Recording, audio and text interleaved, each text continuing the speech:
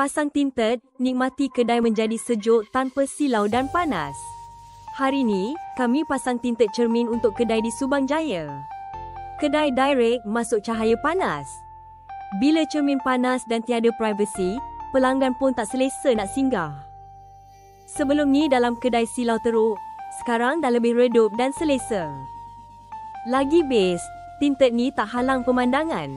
Tetap nampak luar, tapi panas tak masuk. Kami guna tinted SICH 6599 Blake USA yang masih boleh nampak dari luar.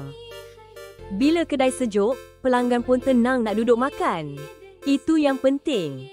Tinted ni memang pelaburan yang bijak. Jaga barang, jaga imej dan jaga keselesaan pelanggan. Bila dah siap, kedai nampak lagi cantik dari luar dan dalam, privasi pun terjaga.